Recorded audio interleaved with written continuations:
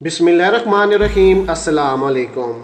प्यारे दोस्तों, जब से भारत ने मंदिर का इफ्तिताह किया है तब से भारत की बदमाशियां आसमान पर पहुंच चुकी हैं।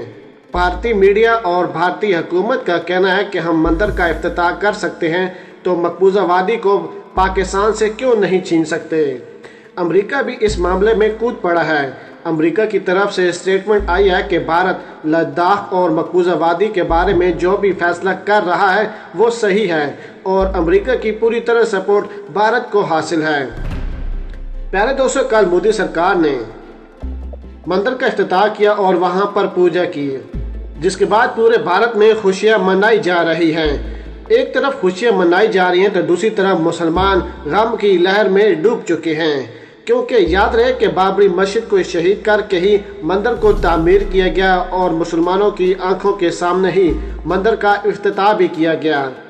मज़ीद वीडियो को आगे बढ़ाने से पहले हमारी गुजारिश है कि जिन अहबाब ने अभी तक हमारे चैनल को सब्सक्राइब नहीं किया वो सबसे पहले हमारे चैनल को सब्सक्राइब कर दें और साथ में जुड़ी बेल आइकन को भी दबा दें, ताकि न्यूज़ से रिलेटेड जब भी हम कोई वीडियो अपलोड करें वो सबसे पहले आप अहबाब को मिल सके। प्यारे दोस्तों, दूसरी तरफ हम आपको बताते चले कि बाबरी मस्जिद और आया सूफिया, इंडिया और तुर्की की दो इबादत गाहों की सेकुलर कहानी। आप चाहे कितने भी समझदार हों, कुछ बातें समझ से बाहर ही हो ही जाती हैं। 15वीं सदी के निफ्स तक आया सूफिया एक मसीह इबादत गाह थी।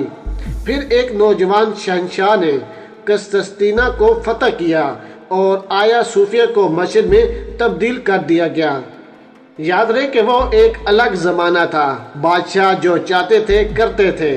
फ़न तामीर का ये बेमिसाल नमूना 6वीं सदी में तामीर किया गया था, यानी पैगंबर इस्लाम की वलादत से तकरीबन निफ सदी पहले। आया सूफिया की तारीख पर अगर किताबों में नहीं तो चंद रोज़ कबल अखबारों में आपकी नज़र ज़रूर पड़ी होगी। 20वीं सदी के अव्वल और आखिर तक ये मस्जिद ही रही। फिर मॉडर्न सेकुलर तुर्की के मेयर कमाल उत्तर ने इसे म्यूजियम में तब्दील कर दिया। आजकल सेकुलरिज्म आउट ऑफ फैशन है, इसलिए आया सूफिया को वापस मस्जिद में तब्दील कर दिया गया है।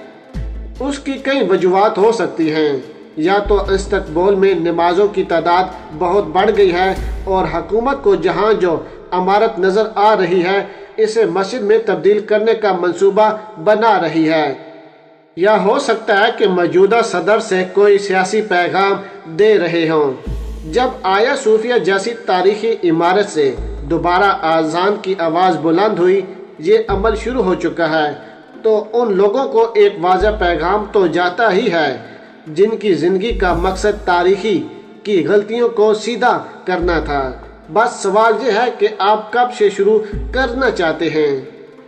एक और इबादत गाह है जो अब बाज़ाब्ता तौर पर और हमेशा के लिए अपना किरदार और तशखीस बदल रही है, और ये इंडिया में है। बाबरी मस्जिद का नाम तो आपने सुना ही होगा। वहीं जैसे मुग़ल बादशाह बहर के दौर इक़्तिदार में उनके एक सिपह सलार मीर बाकी ने तामीर कराया था।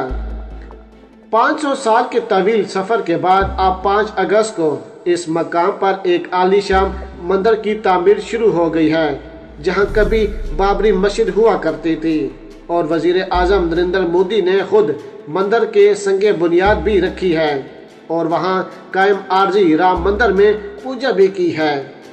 प्यारे दोस्तों, बाबरी मस्जिद के सियाक व सबाक में अब क्या जाना। ये किसी लम्हे अरसे तक अदालतों में लटका रहा और सुप्रीम कोर्ट ने आखिरकार फैसला हिंदू फरकीन के हक में सुनाया। अदालत के मुताबिक मुसलमान ये साबित नहीं कर पाए कि मस्जिद में पाबंदी से नमाज हुई थी या कब्जा मुसलमानों के पास था।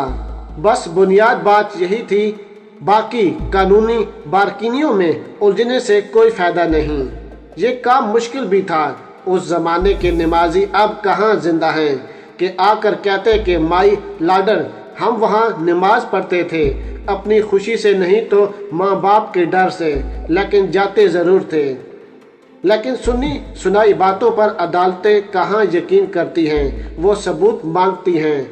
اب 300-400 سال پہلے جماعت میں کتنی نمازیں تھی بغیر CCTV فوٹیج کے یہ کیسے ثابت ہو سکتا ہے؟ یہ بات تقریباً طے ہے کہ اس زمانے میں کم سے کم چھوٹے شہروں میں CCTV کیمرے نصب نہیں تھے۔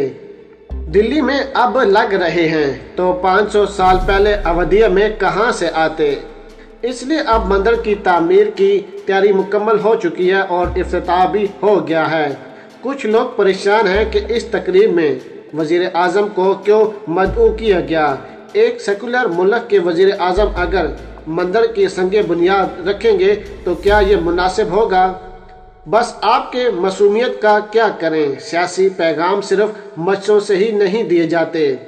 اگر آپ کا ذہن سازش ہے تو آپ سوچیں گے کہ 5 اگست کو ہی کیا خاص بات ہے، 4 یا 6 اگست کو کیوں نہیں؟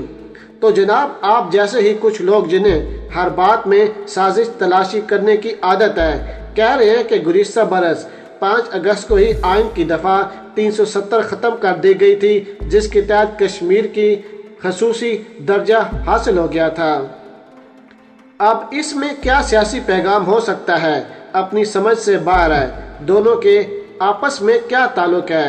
یا ہو سکتا ہے ایک انتظامی فیصلہ تھا اور دوسرے کا تعلق مذہبی عقیدے سے ہے۔ اور آپ نے آخری مرتبہ کب کسی رہنما کو مذہب اور سیاست کے مکاکس کرتے ہوئے دیکھا تھا؟ آج کل کے مشکل حالات میں جتنی تقریبات کو یکجہت کر کے ایک ساتھ نپٹایا دیا جا رہا ہے اتنا اچھا ہے، کیونکہ خرچہ بھی کم اور ساتھ میں کرونا وائرس سے تحفظ بھی۔ مندر عدالت کے حکم سے تعمیر ہو گیا ہے۔ آیا صوفیہ کا کیس بھی ترکی کے اعلیٰ ترین عدالت میں طے ہوا تھا۔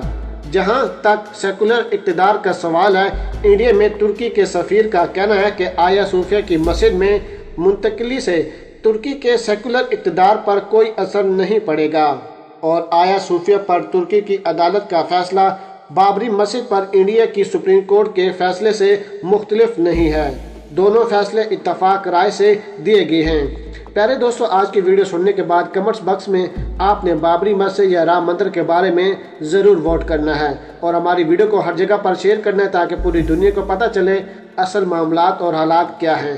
اور اگر آج کی ویڈیو آپ احباب کو ہماری پسند آئی ہو تو ویڈیو کو لائک کر دیں، شیئر کر دیں، اور پاک آرمی اور عمران خان صاحب کے حق میں ایک نعرہ کمنٹس میں ضرور لگا دیجیے گا۔ پاکستان زندہ باد۔